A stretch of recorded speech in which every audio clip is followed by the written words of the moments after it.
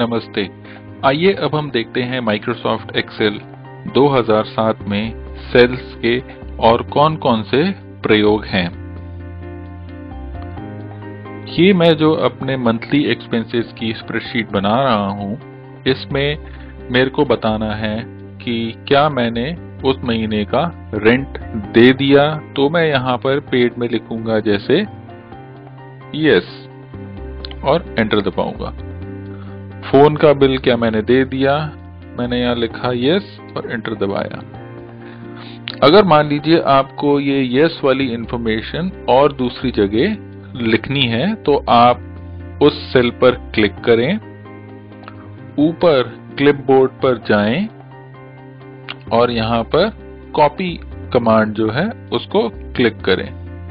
Copy click करते ही आप ये देखेंगे कि जो सेल आपने कॉपी किया है वो हाईलाइट हो जाएगा, और जहां पे भी आपको ये दोबारा से लिखना है तो आप उस सेल को सिलेक्ट कर ये पेस्ट वाला बटन दबा सकते हैं। अगर आप चाहते हैं कि ये यस 2-3 सेल्स में एक साथ लिखना है, तो वो सेल को सिलेक्ट करें और माउस को ड्रैग करते हुए वो सभी सेल सिलेक्ट कर लें, ऊपर जाएं पेस्ट पर और उसको क्लिक करें, तो इससे ये यस सभी सेलों में आ जाएगा। अब देखिए, मान लीजिए आपको यहाँ पे ये जो टोटल है कि आपका टोटल खर्चा जनवरी में कितना हुआ है, वो जानने के लिए आप यहाँ पे एक फॉर्मूला लगा सकते हैं। जैसे कि वो फॉर्मूला लिखने के लिए आपको अगर ये सभी को जोड़ना है, तो उसके लिए आप लिखेंगे इक्वल टू, और वो फॉर्मूला है सम। सम मतलब जोड़ना।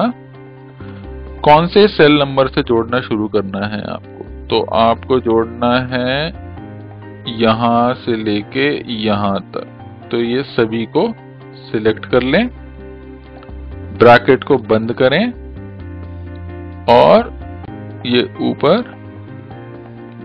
टिक करें।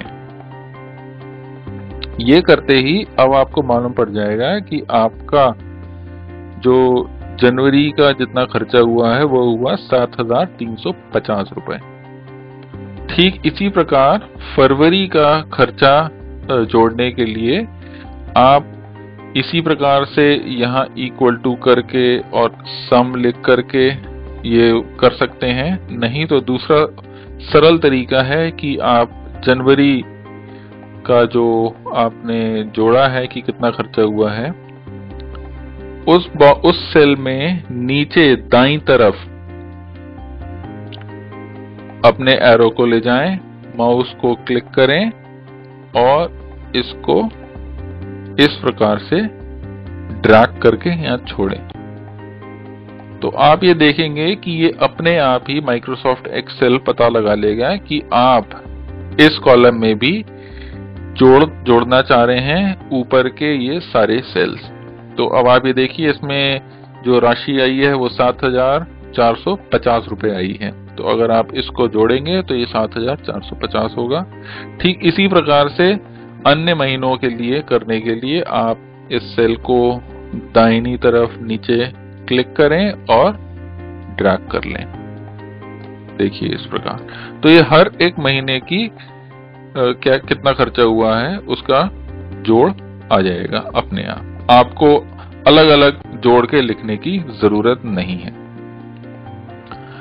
अब मेरी जो आमदनी हो रही है वो 13,300 रुपए हो रही है जनवरी में, और खर्चा 7,350 रुपए हो रहा है। तो बकाया कितना बच रहा है वो भी देख लेते हैं। उसके लिए यहाँ पे लिखूंगा रिमेनिंग, और बताइए यहाँ पे करने के लिए मेरे को क्या करना पड़ेगा कि मेरी जो टोटल अर्निंग है उसमें से मैं घटा दूंगा ये टोटल एक्सपेंसेस को। तो करने के लिए आप इस सेल को सिलेक्ट करें, इक्वल टू दबाएं, टोटल अर्निंग वाले सेल को क्लिक करें, फिर यहां पे लिखें माइनस और चुने ये वाले सेल को और एंटर करें। तो मैं 5,950 रुपए मेरे जनवरी में बच गए। ठीक इसी प्रकार से अगर मेरे को अन्य महीनों के लिए देखना है कि मेरी राशि कितनी बच गई, तो मैं सरल तरीके से अपने माउस पॉइंटर को इस सेल के नीचे दाहिनी तरफ ले जा करके क्लिक करके बाकी सेल्स में ड्रैग कर दूंगा, तो मेरे को मालूम पड़ जाएगा कि मेरे और दूसरे महीनों में कितनी राशि बच गई। तो आपको मालूम पड़ गया कितना आसान तरीका है। आपको बार बार हर एक सेल में ले जा करके फिर से फॉर्मूले लिखने की जरूरत नहीं है। अब देखिए यहाँ पे ये क्योंकि मई का बता रहा है कि मई में मेरे कितने पैसे बचे, तो मई आता है एच में। फॉर्मूला देखिए अपने आप से एच में तब्दील हो गया यहाँ पे। इसी प्रकार से जुलाई आ रहा है जे में, जे कॉलम में। तो यहाँ पे जैसे मैं क्लिक कर रहा हूँ, इसको मालूम है कि ये जे कॉलम जुलाई के लिए कितनी राशि बची है आपकी आमदनी में से इसने खर्चा निकाल दिया है। इसको यहाँ के क्लिक करूंगा तो देखिए ये बता रहा है कि ये J5 माइनस J19 करके यहाँ पे बकाया राशि बता रहा है। तो कितना आसान है सेल्स को यूज करना। आपको एक्सेल में दोबारा से बार बार वही फॉर्मूले लिखने की जरूरत नहीं है। बस एक सेल में फॉर्मूला लिख दीजिए और फिर अपने माउस पॉइंटर से ड्रैग करिए दूसरे सेल्स में, और फॉर्मूले अपने आप दूसरे सेल के मुताबिक हो जाएंगे और दूसरे सेल में वही आपको इंफॉर्मेशन, वही सूचना मिलेगी जो आप चाहते हैं। धन्यवाद।